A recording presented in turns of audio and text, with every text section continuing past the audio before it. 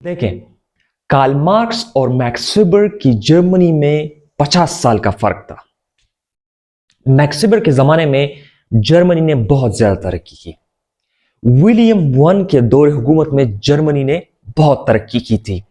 उस वक्त उसका जो चांसलर था, जिसे हम समझते हैं कि प्राइम मिनिस्टर, उसका नाम था ओटो बिस्मार्क। ठीक है, इन्होंने जर्मनी को तरक्की देने के लिए दो काम किए, दो सिस्टम मुतारिफ करवाए। एक था कार्टेल सिस्टम। अब कार्टेल सिस्टम क्या है? मतलब हम समझते हैं कि डिफरेंट कंपनीज जो है वो आपस में compete करती हैं, इन कॉन्फ्लिक्ट रहती है, हर टाइम जो है वो कंपटीशन में रहती है। लेकिन उन्होंने ऐसा निज़ाम मुतारिफ करवाया जहां पे कंपनीज मिलजुल कर काम करें। इसको बोलते हैं कार्टेल सिस्टम। मतलब उसका जो रिसर्च एंड टेक्नोलॉजी वो सारा एक दूसरे के साथ वो शेयर करते रहे। बात समझ रहे हैं? और दूसरा जो उन्होंने काम किया वो था वेलफेयर स्टेट। मतलब कि वहां पे जो है वो वर्कर्स को जो है वो हेल्थ इंश्योरेंस, इसके अलावा जो है ओल्ड एज बेनिफिट्स, फिर अनएम्प्लॉयमेंट सपोर्ट जो है वो सारा कुछ जो है उन्होंने इस वेलफेयर स्टेट के अंदर जो है वो मुतारिफ करवाया। इसमें ये सारी चीजें शामिल हैं।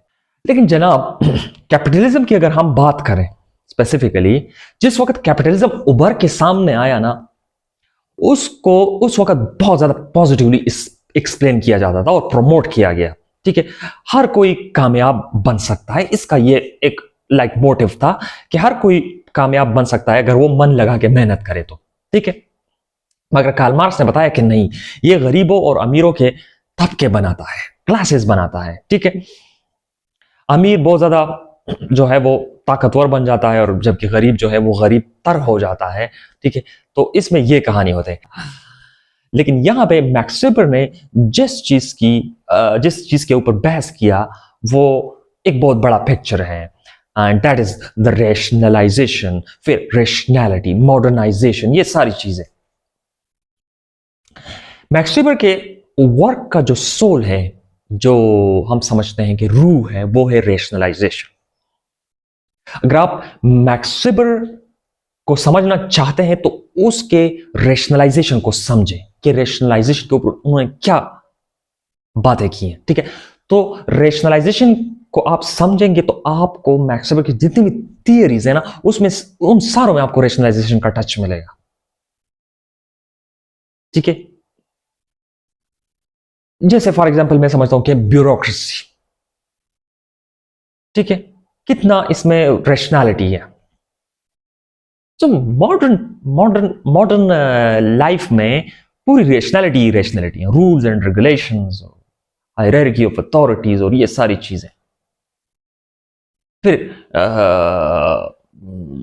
इसका इन्फ्लुएंस ये रेशनैलिटी के ऊपर इकोनॉमिक चेंज, सोशल चेंज, ये सारी चीजें जो है वो आई। ठीक है, तो it's a part of rationality, is a part of that. ठीक है, अब रेशनैलिटी क्या है? Rationality means using logic, rules and planning to make things better. ये रेशनैलिटी है। हम पहले जमाने में हुजरों में बैठ के देर तक बातें करते थे, स्टोरीज, कहानियां सुनाते थे। ठीक है, अब क्या है, जिंदगी बहुत बदल गई है, मसरूफियात हैं, टाइम हम बेचते हैं, उसके पैसे लेते हैं, और आजकल तो बिना पैसों के भी लोग बात नहीं करते हैं। ठीक है, ये तो मजाक कर रहा हूं लेकिन इट्स द बेस्ट एग्जांपल। ठीक है,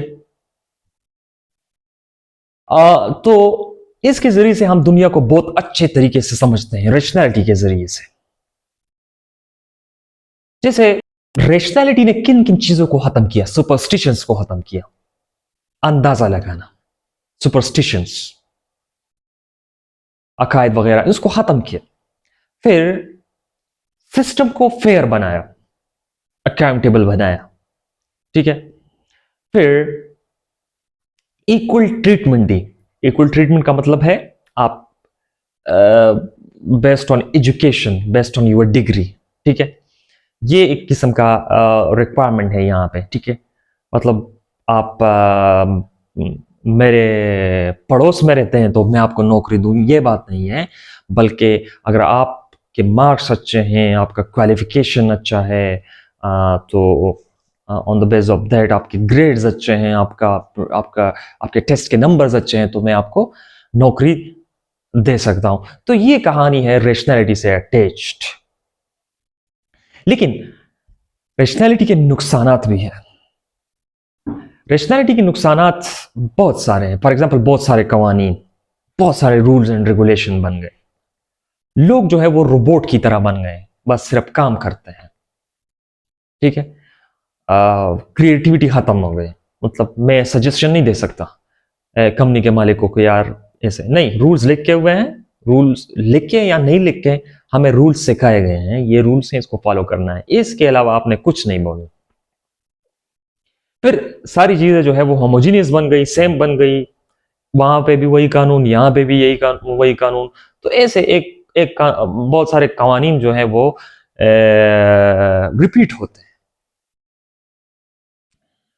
और बाकी जो है वो रिफिकेशन वाला मसला आ गया। रिफिकेशन क्या है?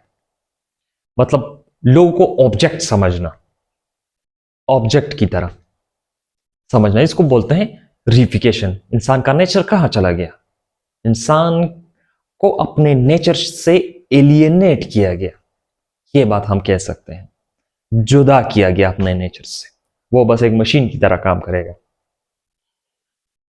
तो यहां पे बस यही कहानी है कि आप कितने जल्दी काम कर सकते हो, कितने वक्त में आप कितने प्रोडक्ट्स बनाते हो, ये इंपॉर्टेंट है। ठीक है।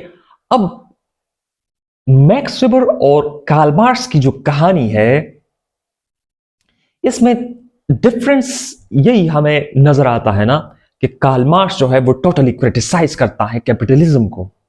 बुरी चीज है कैपिटलिज्म, ठीक है, और अच्छी चीज भी है कि इंसान में जो है वो ये एंटागोनिज्म पैदा करता है। फिर एंटागोनिज्म क्यों पैदा करता है?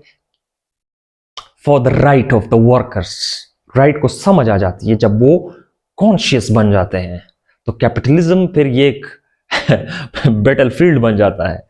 ये एक means source of a battle field है। ठीक है, कि लोगों को पता चल जाए, वर्कर्स को, कि यार हम तो एक्सप्लॉइट हो रहे हैं, तो चलो एहतजाज करते हैं, चलो जो है वो ये तो हम नहीं, कम्युनिज्म अच्छा है हमारे लिए। ठीक है। तो इसी तरह तो कैपिटलिज्म अच्छा है, कार्ल मार्क्स भी कहना है, लेकिन कार्ल मार्क्स ने most of the time capitalism को क्रिटिसाइज किया कि ये इंसान के नेचर को, इंसान को अपने नेचर से जुदा करता है, एलियनेट करता है, इंसान को प्रोडक्ट से जुदा करता है। ठीक है। प्रोडक्ट्स उसके इख्तियार में नहीं है, प्रोडक्शन उसके इख्तियार में नहीं है, एज अ प्रोड्यूसर जो है वो एलियनेट हो रहा है। तो ये सारी चीजें, ये ड्रॉबैक्स हैं कैपिटलिज्म के। ठीक है, कि मजदूरों को तरह तरह से जो है वो एक्सप्लाइट किया जा रहा है। ये तो कार्ल मार्क्स की कहानी है। लेकिन मैक्स वेबर की जो कहानी है, मुझे तो ये लग रहा है इट्स अ बिगर पिक्चर। पूरा मॉडर्नाइजेशन है, पूरा रेशनलाइजेशन है। ठीक है। तो इसमें बहुत सारी चीजें आ जाती हैं। फिर अथॉरिटी आती है, फिर टाइप्स ऑफ अथॉरिटी, फिर कंपैरिजन आ जाता है कि पहले क्या होता था, आज क्या होता है। ठीक है। तो मैक्स वेबर का जो वर्क का मेन थीम है वो रेशनलाइजेशन है। फिर वो आगे जाके एक रेशनलाइजेशन से के साथ क्या क्या करता है, कहाँ वो ब्यूरोक्रेसी की बात करता है, ये भी कहानी इसमें आती है। फिर इसको जो है वो कंपेयर भी करता है कि ट्रेडिशनल टाइप ऑफ एक्शंस कौन से होते थे और आज जो इंस्ट्रूमेंटल एक्शंस होते हैं, ये जो हम लेते हैं, वो कैसे होते हैं। ठीक है। और रेशनल एक्शंस कैसे होते हैं।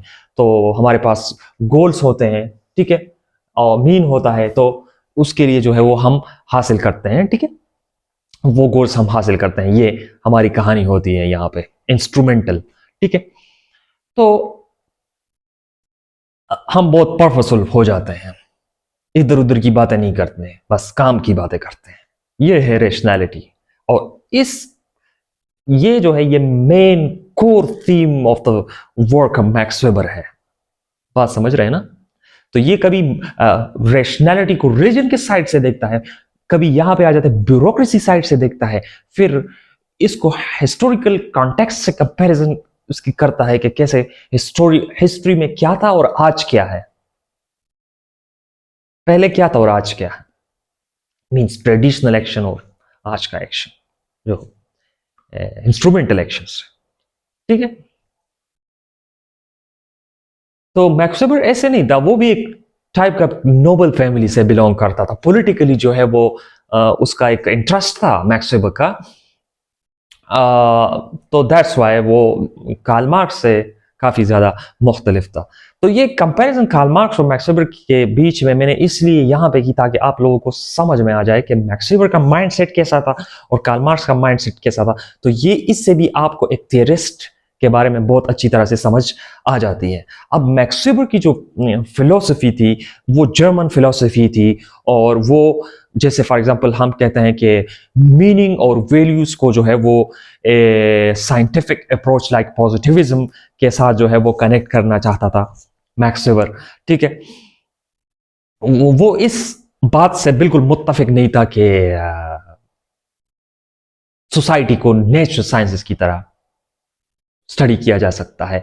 और मैं आप लोगों पे ये छोड़ता हूं कि ये बात किसने कही कि सोशियोलॉजी जो नया साइंस साइंस आ रहा है, सोशियोलॉजी है, ये भी लाइक द नेचुरल साइंसेस, इसके जो रूल्स एंड रेगुलेशंस हैं वो सारे नेचुरल साइंसेस की तरह होंगे। तो ये किसने ये बात कही थी, ये मैं आप लोगों पे छोड़ता हूँ। लेकिन फिर भी मुझसे सबर नहीं हो रही, तो मैं आप लोगों को बताता हूँ कि ये अगस्ट कांट था, उन्होंने बताया था।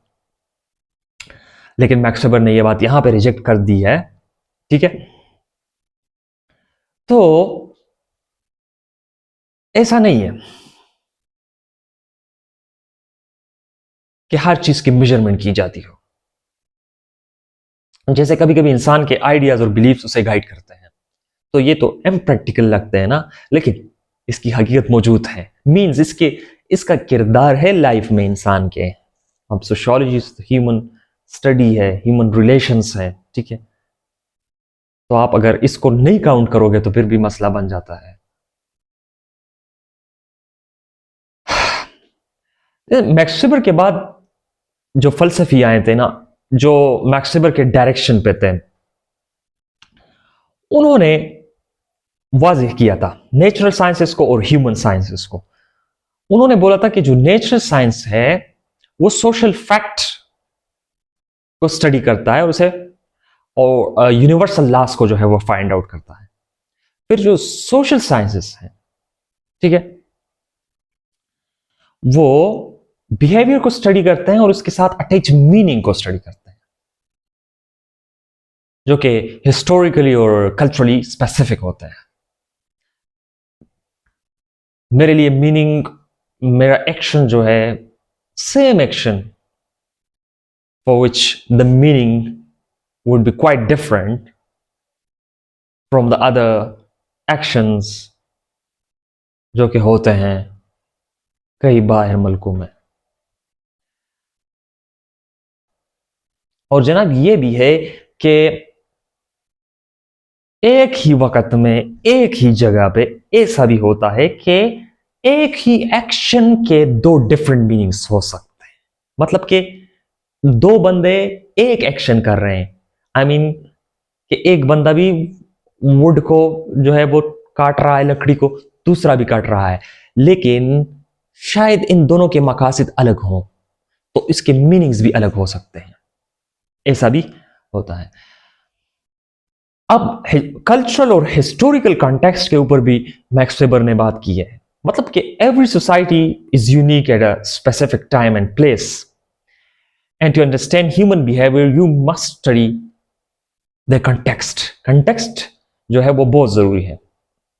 सब्जेक्टिव मीनिंग है, people act based on their own beliefs, ठीक है, values and goals. So sociology must try to understand why they act the way they do.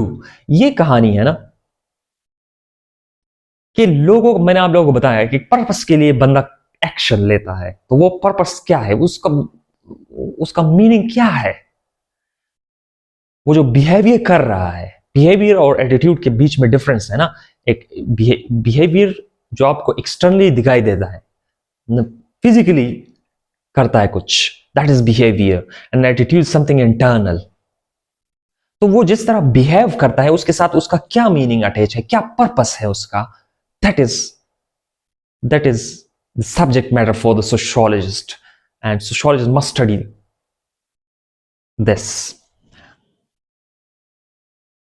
लेकिन यहां पे कहानी कुछ और भी है। मैक्स वेबर ऑब्जेक्टिविटी की भी बात करता है। ऑब्जेक्टिविटी, किसकी ऑब्जेक्टिविटी की बात करता है? रिसर्चर की।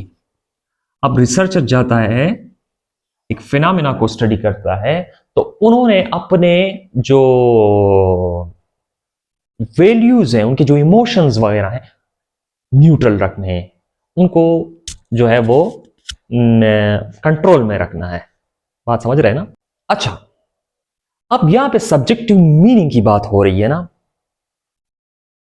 लेकिन मैक्स वेबर जो था वो सोशियोलॉजी एज अ साइंस की भी बात करता है। अब जनरली अगर हम साइंस की बात करते हैं ना, तो हमारे जहन में ऑब्जेक्टिव नॉलेज आता है। तो यहां पे how a sociologist turn subjective meaning into objective knowledge that a science can use. अब इस बात में बहुत बड़ा लॉजिक है, मैं आपको समझाता हूं। देखिए, साइंस जो है, जनरली अगर हम साइंस का नाम लेते हैं तो इसके साथ हम ऑब्जेक्टिव नॉलेज की बात आती है, यूनिवर्सल लॉस की बात आती है, क्योंकि जनरली साइंस का तो ये मतलब होता है। फिर बाद में जो है, जब सोशल साइंसेस आए, उसमें मर्ज हुए, फिर इसके बाद जो है उसकी मैथडोलॉजी भी उसमें से आ गई, ठीक है, extended to the human behaviours. तो वो फिर सॉरी क्या कहते हैं कि कंस्ट्रक्शनिस्ट पर्सपेक्टिव्स वगैरह जो आए, ठीक है, तो ये सारी चीजें जो है वो इसके अंदर दाखिल हो गई। लेकिन जनरली अगर हम बात करें साइंस, जब साइंस का नाम आता है तो हमारे जहन में ऑब्जेक्टिव नॉलेज आता है, मेजरमेंट की बात होती है, ठीक है। अब ये कहानी कि एक सोशियोलॉजिस्ट बात करता है सब्जेक्टिव मीनिंग की, फिर इसको जो है वो टर्न करना है इनटू ऑब्जेक्टिव नॉलेज। ये कैसे हो सकता है? ऑब्जेक्टिव नॉलेज और सब्जेक्टिव मीनिंग, ये तो ऐसा लग रहा है बिल्कुल कॉन्फ्लिक्ट में हो चीजें। तो इसके लिए मैक्स वेबर ने दो काम किए, ठीक है। इसके लिए मैक्स वेबर ने दो काम किए। एक तो उन्होंने एक स्टिकयार्ड बनाया, स्टिकयार्ड बनाने की बात की, जो कि जिसको हम मेंटल कंस्ट्रक्ट भी उन्होंने बोला, आइडियल टाइप। सुना है ना? आइडियल टाइप की बात की। Ideal type is a mental construct. ये कोई भी बना सकता है, मेंटल कंस्ट्रक्ट है, स्टिकयार्ड है, ठीक है, जिसके थ्रू हम कंपैरिजन करते हैं। फॉर एग्जाम्पल, हमने ब्यूरोक्रेसी का आइडियल टाइप बनाया। बहुत सारी चीजें शायद ब्यूरोक्रेसी में वो ना हो, लेकिन कुछ जो कॉमन चीजें हैं वो बेशतर चीजें उसमें होंगी। फॉर एग्जाम्पल, मैं समझता हूं कि हायरार्की ऑफ अथॉरिटी तो है ना ब्यूरोक्रेसी में। ये मैंने एक लिस्ट बनाया, एक करेक्टरिस्टिक्स मैंने ब्यूरोक्रेसी के लिख के, फॉर एग्जाम्पल पॉइंट नंबर 1 पे हायरार्की ऑफ अथॉरिटी, फिर इसके बाद जो है वो डिवीजन ऑफ लेबर और ये सारी चीजें फिर इसमें से मैंने ऐड की, ठीक है। तो ये हो गया हमारा एक for example ideal type of bureaucracy. बात समझ रहे हैं ना? ये काम उन्होंने किया। तो उन्होंने बनाया एक स्टिक यार्ड, एक पैमाना बनाया, जैसे हम पैमाना बनाते हैं। इसके थ्रू हम स्टडी करते हैं डिफरेंट फिनोमेनास को, ठीक है। ये मैक्स वेबर का ख्याल था। तो it's a kind of measurement tool. बात समझ रहे हैं? It's a kind of stick yard. It's like a tool to study different phenomena. Yes, of course. इसलिए तो मैक्स वेबर ने ये चीज, ये क्या कहते हैं, आइडियल टाइप बनाया था, ठीक है। Ideal type of religion, ideal type bureaucracy, जैसे Protestant ethics and spirit of capitalism में कंपैरिजन किया, ठीक है, कैपिटलिज्म के साथ प्रोटेस्टेंटिनिज्म का, ठीक है। तो फिर उन्होंने बोला वर्स्टेहन की बात की। वर्स्टेहन की बात उन्होंने की कि understanding the meaning of action, not just watching them, मैं जस्ट उसको देख रहा हूं वो काम कर रहा है। No, it's not the work of sociologist. It's not the job of sociologist. Sociologists must understand the meaning that a person attached to that behavior, to that action. That is very important. अब ये वर्स्टहिन उन्होंने अपनाया, max weber ने, कि ये एक तरीका होना चाहिए स्टडी करने के लिए कि एक एक्शन हो रहा है, इसके पीछे मोटिव क्या है, इसके पीछे हिस्टोरिकल कंटेक्स्ट क्या है। अब ये छोटी छोटी कहानियां मैं आपको सुना रहा हूं ना, तो ये भी नहीं सुना रहा हूं, ये इससे आपको बहुत सारी थियरीज के क्लैरिफाई हो जाएंगे। ब्यूरोक्रेसीज की एक थियरी है, वो क्लैरिफाई हो जाती। रेशनैलिटी से आपको पावर एंड अथॉरिटी का जो है वो एक समझ में आ जाता है कि अथॉरिटी किस तरह की अथॉरिटी है। ठीक है, यहाँ पे मॉडर्न सोसाइटी में कौन सी अथॉरिटी चलती है। ठीक है, जो एक तो गवर्नमेंट ने उनको दी वो अथॉरिटी, फिर इसके बाद जो क्रिस्मेटिक अथॉरिटी हो गई है। ठीक है, फिर जो है वो ट्रेडिशनल अथॉरिटी। तो ये एक कंपैरिजन हो गया अथॉरिटी का। ठीक है, कि जो ये वाली अथॉरिटी है, फिर इसका जो ट्रेडिशनल अथॉरिटी का comparison, so that quite different. ठीक है, अथॉरिटी जो है वो ट्रेडिशनल सोसाइटी से मॉडर्न सोसाइटी में आई तो कैसे बदल गई, ये रेशनैलिटी का अमल दखल जो है इसमें शामिल हो गया। तो मैंने आप लोगों को बताया कि मैक्स वेबर का जो main soul of the work है दैट इज रेशनैलिटी। ठीक है, अब इसके बाद जो कहानी मैं बता रहा था सब्जेक्टिव मीनिंग का, तो इससे आपको एक और थियरी समझ में आ गई होगी। सोशल एक्शन, मैक्स वेबर ने बात की है। Social action, the behaviour with which a person attach meaning, which carry meaning। अब ये बिहेवियर जो जिसके साथ लोग मीनिंग अटैच करते हैं, that is the social action. ये मैक्स वेबर बात करता है। फिर यहां पे कंपैरिजन करता है कि यार ट्रेडिशनल एक्शन क्या था, इंस्ट्रूमेंटल एक्शन क्या था। ठीक है, क्या है आजकल जो रेशनलाइजेशन से बिलोंग करता है, मॉडर्नाइजेशन से बिलोंग करता है। ठीक है, इस रेशनल सोसाइटी में इंस्ट्रूमेंटल वो है ना, क्या कहते हैं, एक्शन है, मीन एंड गोल। ठीक है, पर्पसफुल एक्शन। आप जो है वो आपका मकसद गोल हासिल करना है, इधर उधर नहीं देखना। ठीक है, तो मैक्स वेबर ने आइडियल टाइप जो रिलीजन के बनाए थे। ठीक है, तो रिलीजन जो action, Protestant ethics and spirit of capitalism में लोगों ने जो बिहेवियर अपनाया था, जो लाइफस्टाइल अपनाया था, वो कैसे उनके फाइनेंशियल ग्रोथ का बायस बना। ठीक है,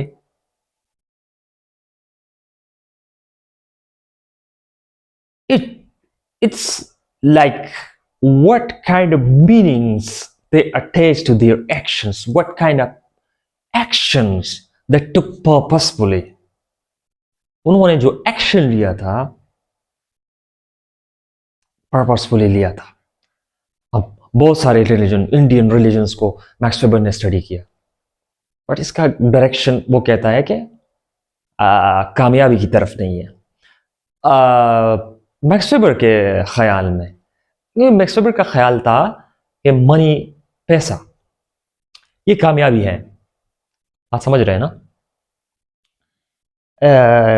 जैसे इवोल्यूशनरी थियरीज की में बात करते हैं, सर्वाइवल ऑफ द फिटेस्ट की, जो लोग फाइनेंशियली अच्छे होते हैं। ठीक है, अब मैं अपनी तरफ से एक एग्जांपल दे रहा हूं, जो जो लोग फाइनेंशियली फिट होते हैं, मतलब अच्छे होते हैं, तो वो इस सोसाइटी में बहुत अच्छे तरीके से एडजस्ट हो पाते हैं, और गरीबों की बदकिस्मती।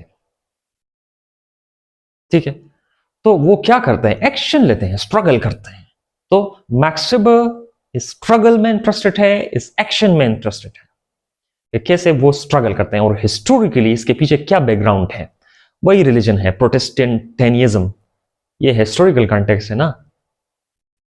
और फिर वो पर्पसफुल एक्शन लेते हैं to become financially successful, and that is the spirit of capitalism. So thanks for watching this video. इसके बाद अगर आप लोग देखेंगे मेरी जो वीडियोस हैं ब्यूरोक्रेसी के ऊपर, मेरे ख्याल में आप लोगों को बहुत अच्छी तरह से समझ आए, क्योंकि आप लोगों को मेरे ख्याल में अब मैक्स वेबर की जो मेंटालिटी है वो समझ में आ गई होंगी, ठीक है। और मेरे ख्याल में कार्ल मार्क्स की मेंटालिटी भी आप लोगों को समझ आ गई होंगी। तो वीडियोस तो सारे मैंने अपलोड कर दिए हैं मैक्स वेबर, कार्ल मार्क्स के, तो आप उसको ज़रूर देखना। और आगे फिर मैं, मेरे पास लिस्ट है तो वो मैं देखता हूँ, और लिस्ट को फिर मैं जितने भी थियरीज हैं वो मेरे मेरे से रहते हैं, जितने भी रिसर्च वर्क है वो मेरे से रहता है। तो फिर यहाँ पे मैं आपको जो थियोरेटिकल वर्क है मैं यहाँ पे इस पे लेक्चर देता हूँ। So please watch the sociology point, and thanks for watching this video. Take care so much. Allah Hafiz.